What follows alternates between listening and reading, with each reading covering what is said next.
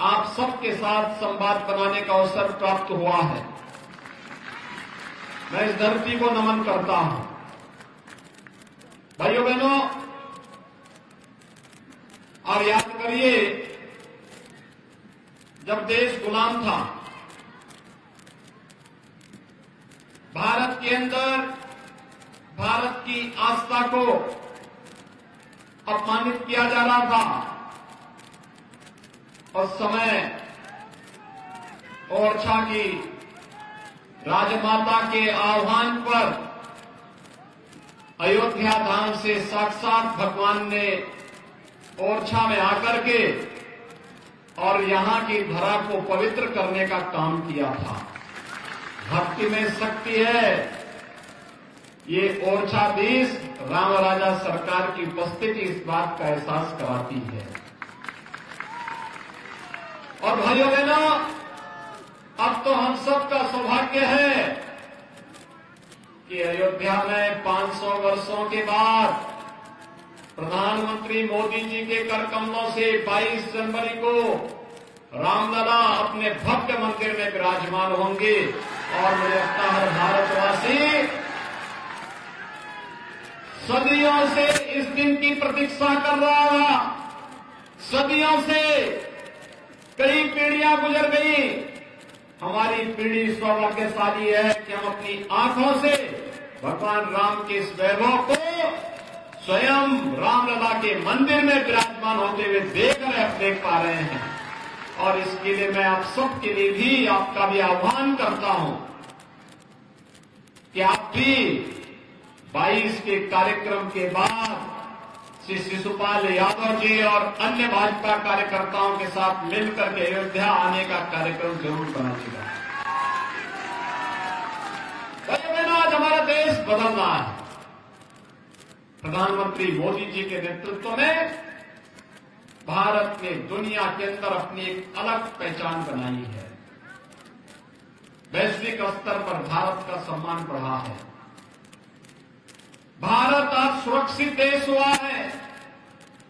अब कोई भारत के अंदर घुसपैठ नहीं कर सकता। भारत के अंदर निर्दोष नागरिकों की हत्या नहीं कर सकता। आज भारत के अंदर भी बड़े बड़े वर्ल्ड क्लास इंफ्रास्ट्रक्चर के कार्य हो रहे हैं। Highway, railway, metro, rapid rail, inland waterway, airport, जनता की सुविधा के लिए एम्स बन रहे हैं, आईएम बन रहे हैं, आईआईटी बन रही है, one district one medical college का निर्माण हो रहा है। और शिक्षा के लिए सीएम राइस जैसी योजनाएं भी जमीनी धरातल पर उतरती हुई दिखाई दे रही है। गरीब कल्याण के लिए हर गरीब के घर में शौचालय हो, हर गरीब को सिर ढकने के लिए एक आवास की सुविधा हो, हर गरीब के लिए 5 लाख रुपए की स्वास्थ्य बीमा का कवर हो। और कोरोना जैसी आपदा है तो फ्री में राशन की सुविधा भी हो। यह नए भारत की तस्वीर प्रस्तुत करता है, जहां भाइयों बहनों बिना भेदभाव के शासन की योजना का लाभ हर गांव, हर गरीब, हर किसान, हर नौजवान, समाज के हर तबके तक पहुंचाने का कार्य हो रहा है। हर व्यक्ति तक पहुंचाने का कार्य हो रहा है। कोई भेदभाव नहीं, न जाति के नाम पर, न मत और मजहब के नाम पर, न क्षेत्र और भाषा के नाम पर। एक ही नारा है, सबका साथ, सबका विकास। भैया बहनों, ये नया भारत है। प्रधानमंत्री मोदी जी के नेतृत्व में बदलते हुए इस भारत को हम सब अपनी आंखों से देख रहे हैं।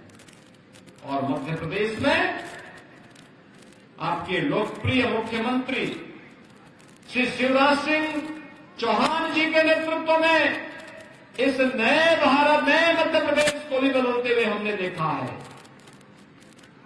देश के अंदर सबसे अधिक कृषि विकास की दर से आगे बढ़ने वाला प्रदेश है मध्य प्रदेश। इस मध्य प्रदेश में खेती बदहाल थी, सिंचाई की सुविधा नहीं थी, अव्यवस्था थी, अराजकता की स्थिति थी। उस मध्य प्रदेश में 20 वर्ष की भारतीय जनता पार्टी की सरकार ने श्री शिवराज सिंह चौहान जी के नेतृत्व में यहां की कायाकल्प करने का प्रयास किया है और आज मध्य प्रदेश बीमारू राज्य से उभर करके एक विकसित प्रदेश की ओर अग्रसर हुआ है। ये मोमेंटम बने रहना चाहिए। इसके लिए आज हम सब आपके बीच आए हैं। भाइयों बहनों, मैं आपसे पूछना चाहता हूं, आप जो डबल इंजन की भाजपा की सरकार पिछले 9-10 वर्षों में करके दिखाई है, हर घर में शौचालय हो, ये कांग्रेस भी तो कर सकती थी। ये कांग्रेस के समय में भी हो सकता था, लेकिन गरीब उनके एजेंडे में नहीं था। हर गरीब के पास सिर ढकने के लिए छत हो, ये कांग्रेस भी कर सकती थी, लेकिन भाजपा की डबल इंजन की सरकार ने यह करके दिखा दिया।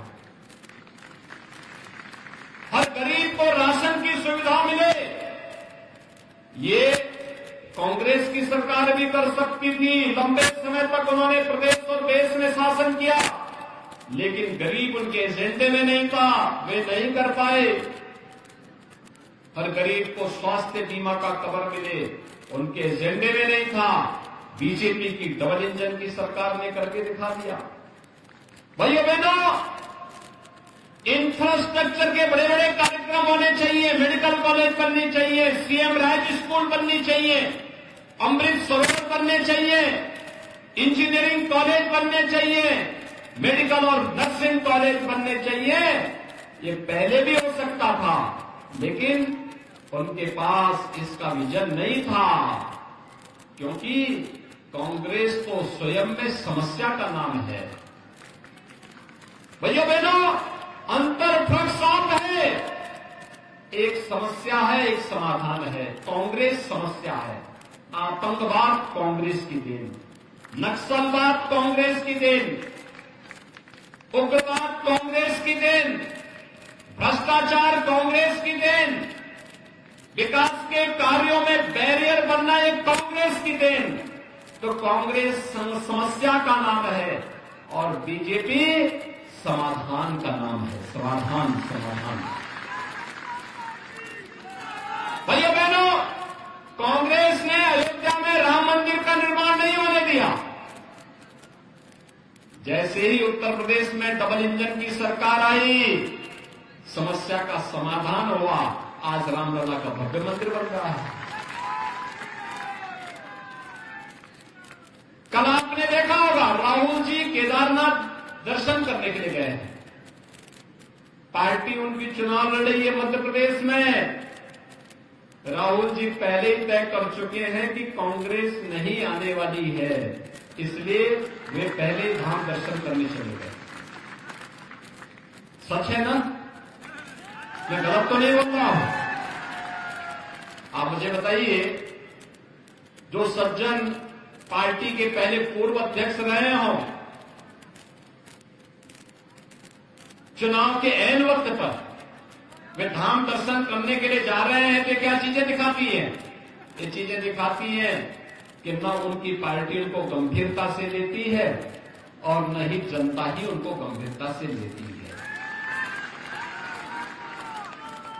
लेकिन राहुल जी, जब केंद्र और प्रदेश में कांग्रेस की सरकार थी, तब केदारनाथ पूरी तरह प्राकृतिक आपदा की चपेट में आकर के पूरी तरह एक प्रकार से बहुत खराब स्थिति में पहुंच गई थी। और ये प्रधानमंत्री मोदी जी और बीजेपी के डबल इंजन की सरकार का आज कृतित्व है। केदारनाथपुरी एक नए धाम के रूप में, नई आभा के रूप में देश और दुनिया को अपनी ओर आकर्षित कर रही है। उन्होंने उजाला था, मोदी जी ने संवार दिया। और भाइयों बहनों, ऐसे काशी विश्वनाथ धाम, काशी में कितने लोग गए? वाराणसी में दर्शन क्या हुआ काशी विश्वनाथ धाम का? नया काशी विश्वनाथ धाम चाहिए, कितना भव्य और दिव्य बन गया। महाकाल के महालोक में दर्शन करिए, कितना भव्य बन गया है। उत्तर प्रदेश में राम जन्मभूमि में भव्य मंदिर के निर्माण के साथ साथ नई अयोध्या को एक बार देखेंगे, आप भी अचरज में पड़ जाएंगे कि वाह, यही अयोध्यापुरी है जिसमें भगवान राम ने जन्म लिया था। भाइयों बहनों, ये है डबल इंजन सरकार के कार्य, जो बोलती नहीं है करके दिखाती है, बोलती कम है करती ज्यादा है। और इसलिए भाइयों बहनों, आज हम सब आए हैं, हमें समस्या नहीं चाहिए, हमें समाधान चाहिए। समाधान समाधान, इस जनता जनार्दन की समस्या का समाधान। और ये समाधान तो केवल डबल इंजन की भाजपा सरकार ही दे पाएगी। आप सहमत है ना? आपको क्या चाहिए? समस्या चाहिए या समाधान चाहिए? समाधान चाहिए ना? तो भाइयों बहनों, इसी समाधान के लिए आज मैं आपके पास आया हूं, विशेष रूप से कहने के लिए। अरे पृथ्वीपुर तो हमारा ललितपुर और झांसी जिले से घिरा हुआ है। यहां की सारी समस्या का समाधान तो भोपाल से भी हो जाएगा और साथ साथ उत्तर प्रदेश लखनऊ से भी हो जाएगा। दोनों से बराबर दूरी है, कहीं कोई समस्या नहीं। कोई सोचता था पहले हर घर नल की योजना आ पाएगी यहां पे? सपना था। हमारी माताएं अपने गगरी को लेकर के जाती थी, 3, 5, 7 किलोमीटर दूर जाकर के किसी प्रकार से लेकर के आ पाती थी। पूरा समय व्यतीत हो जाता था इसलिए। आज तो आरओ का पानी हर घर नल तक पहुंच रहा है। डबल इंजन सरकार का कार्य है। उद्योग लग रहे हैं, नए उद्योग। अब हमारे यहां के लोगों को नौकरी और रोजगार के लिए मुंबई, चेन्नई, बेंगलुरु, हैदराबाद नहीं जाना पड़ेगा, बल्कि वहां के लोगों को आवश्यकता पड़ेगी रोजगार की, तो वे लोग यहां आएंगे, यहां। और भाइयों बहनों, यही कहने के लिए डबल इंजन सरकार जब कार्य करती है तो इसकी स्पीड भी होती है और वह बिना भेदभाव के शासन की योजना का लाभ भी देती है, सुरक्षा का बेहतर माहौल भी देती है।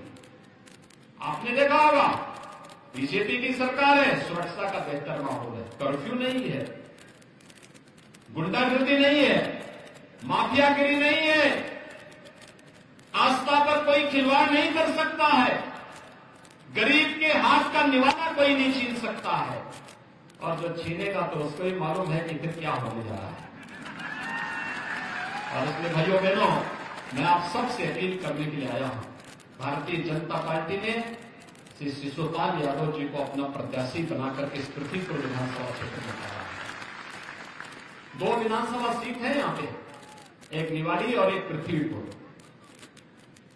दोनों में भाजपा की प्रत्याशी है, दोनों में भाजपा के विधायक थे, और फिर से सरकार बनाने के लिए दोनों में भाजपा फिर से चाहिए। सहमत हैं? सभी लोग सहमत हैं? कमल चुनाव चिन्ह पर सभी लोग सहमत है ना? तो आप सभी लोग दोनों हाथ उठा करके मेरे साथ बोलेंगे, भारत माता की, भारत माता की, भारत माता की, जय श्री राम, जय जय श्री राम।